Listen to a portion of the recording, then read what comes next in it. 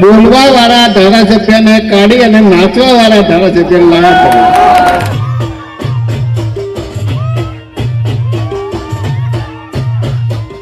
નાચવા વાળાની જરૂર છે કે બોલવા વાળાની? 2027 માં બોલવા વાળા રાખવા છે કે નાચવા વાળા?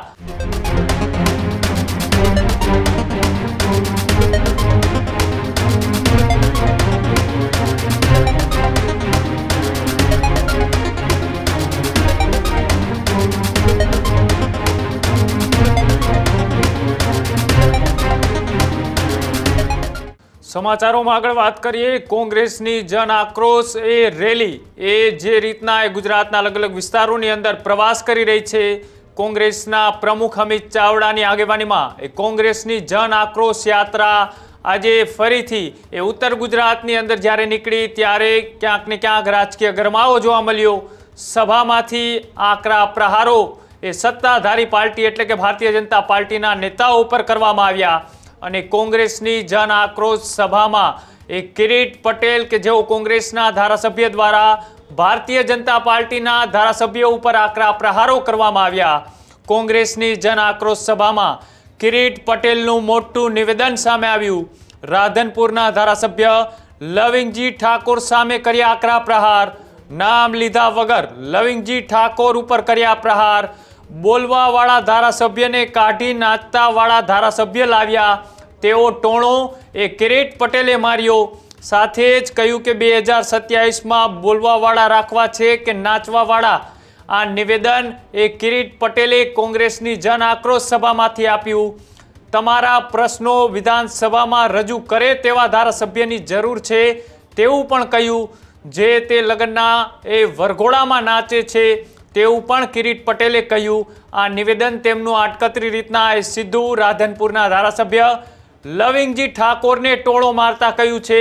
સાથે જે રીતના કોંગ્રેસની જન આક્રોશ યાત્રા અલગ અલગ વિસ્તારોમાંથી પસાર થઈ રહી છે ત્યારે કિરીટ પટેલ જે કોંગ્રેસના ધારાસભ્યએ રાધનપુરના ભારતીય જનતા પાર્ટીના ધારાસભ્ય લવિંગજી ઠાકોર ઉપર પ્રહારો કરતા શું કહ્યું હતું, આવો તે પણ સાંભળ્યું. બોલવા વાળા ધારાસભ્યને કાઢી અને નાચવા વાળા ધારાસભ્ય લાયા. સાચી વાત કે ખોટી વાત? હવે તમારે ફરીથી બોલવા વાળાને રાખવાના છે કે નાચવા વાળાને રાખવાના છે? તમારા પ્રશ્નો વિધાનસભાની અંદર સરકારની અંદર રજૂ કરી શકે એવા મજબૂત લડાયક બોલવા વાળા ધારાસભ્યની જરૂર છે કે જે તે વરઘોડામાં નાચી અને તમને રાજી કરે એવા ધારાસભ્યની જરૂર છે? બોલો બોલો, નાચવા વાળાની જરૂર છે કે બોલવા વાળાની? નાચવા વાળાની જરૂર છે કે બોલવા વાળાની?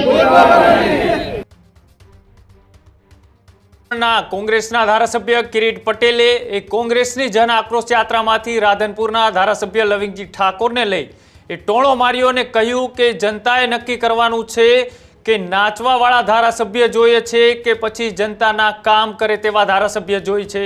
આમ તો રાધનપુર વિધાનસભાની બેઠક ત્યાં લવિંગજી ઠાકોર અત્યારે ધારાસભ્ય છે, પણ ફરીથી આવનારી ચૂંટણીમાં ત્યાંથી રઘુભાઈ દેસાઈ કે જેઓ પૂર્વ ધારાસભ્ય છે તેમને જીતાડવા માટે લોકોને કોંગ્રેસના કિરીટ પટેલે અપીલ કરી અને આ જે રીતના તેમને પ્રહાર કર્યો છે સીધો લવિંગજી ઠાકોર ઉપર, તેને લઈ હવે સામે લવિંગજી ઠાકોરની પણ પ્રતિક્રિયા આવે છે કે કેમ તે જોવાનું રહેશે.